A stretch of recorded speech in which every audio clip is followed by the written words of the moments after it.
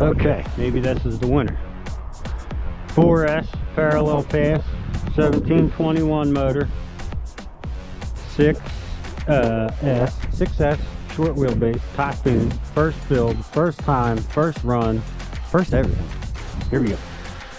See what happens, folks.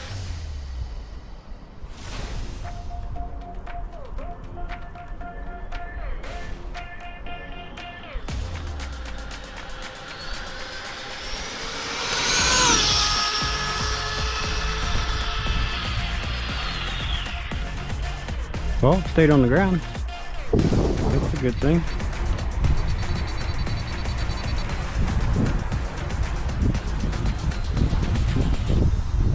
Seemed like it went pretty well.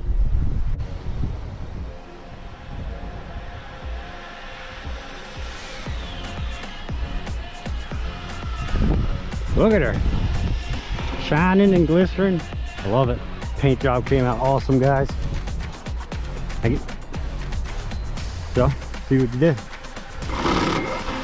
Picking up on that car. Stop. 106. 4S parallel. So, I'll take that. First pass, it was kind of all over the place. Got into it late. It's cold. But, see what we can get out of it. Catch you on the next one. Peace. Alright, guys. I don't know if this is such a good idea, but made one test pass on 4S. I'm going to attempt 8S. Short wheelbase Typhon car, 2400 kV. Here we go. I'm nervous.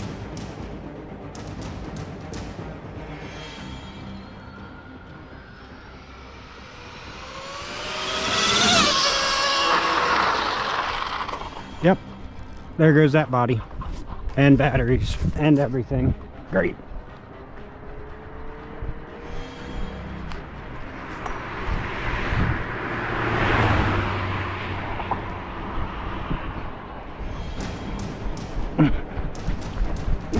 Oh, I can smell the rubber burning. Something happened. Tires blew apart. It's a brand new build. Out the door. And my GPS is destroyed. Great.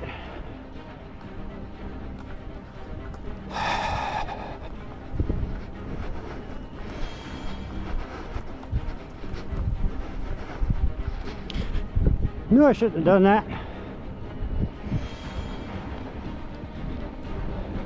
Total carnage. Huh?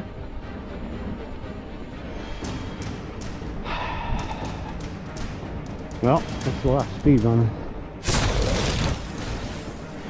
Now, awesome. Destroyed. Destroyed. First pass out. All that work. Done blew the tire apart. Cooked it. And everything is destroyed. Yeah, well, back to the drawing board. You did look good. Catch you guys on the next one.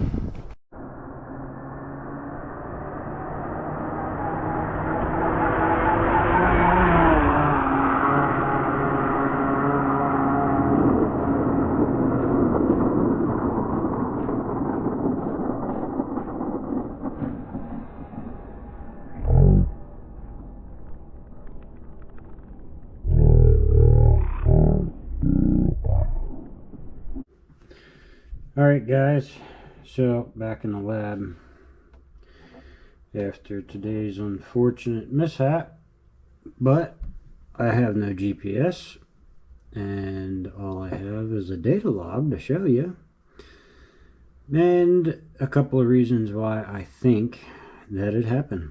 And one reason I have to say, first and foremost, is I didn't listen to myself.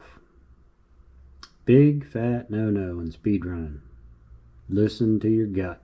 And this is one of the examples as to why not listening to yourself when you say not to do something, this is what happens. So the reason I say that is I was going to install the perfect pass in this car, and I did not yet.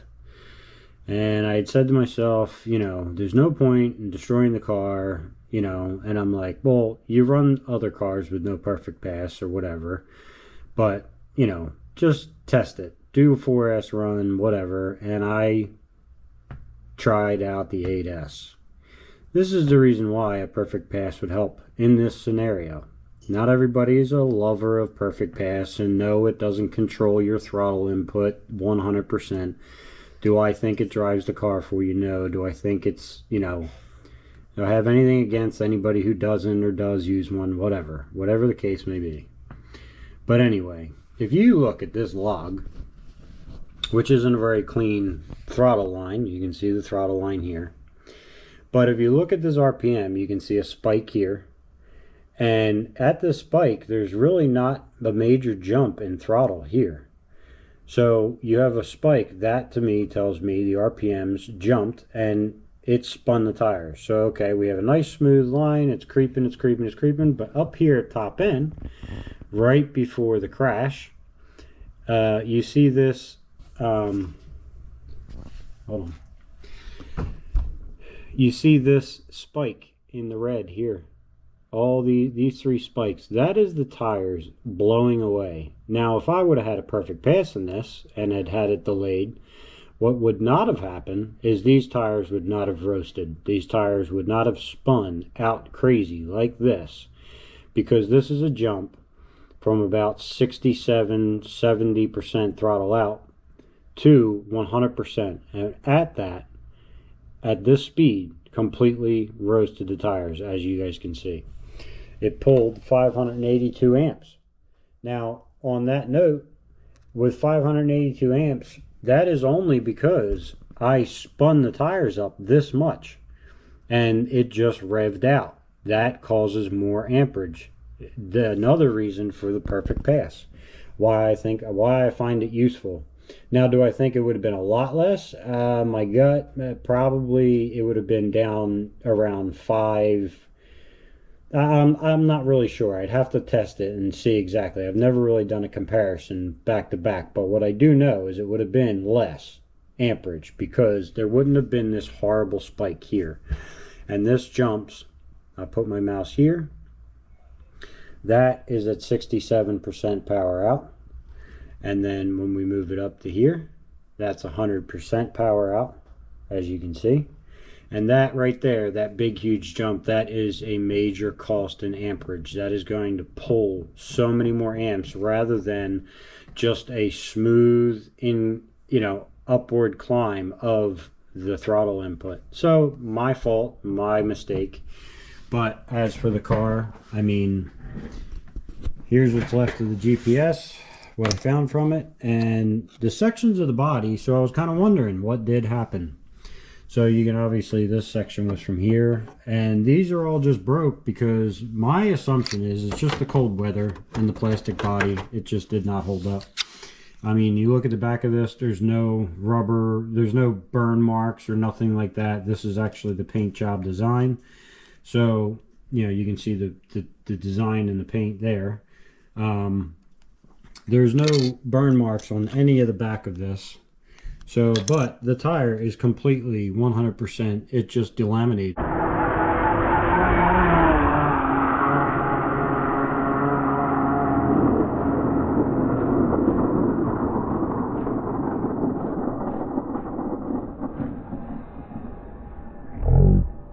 I mean, I don't understand how, pull this off for you guys.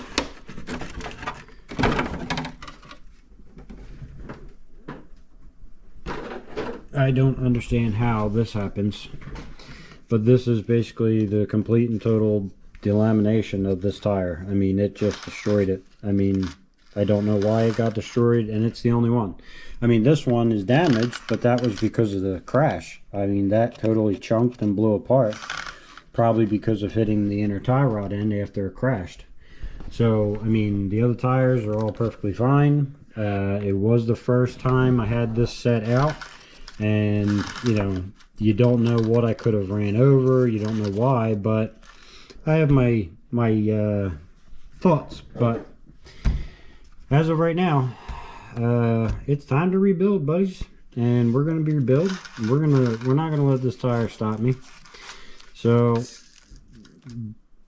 we'll see what we get out of her in the future. It stinks that I can't tell how fast it went, but it is what it is. For the most part, build's okay. I mean, she held in there. I think won't be too much to get her back on the road. This is the life of speed running, buddies.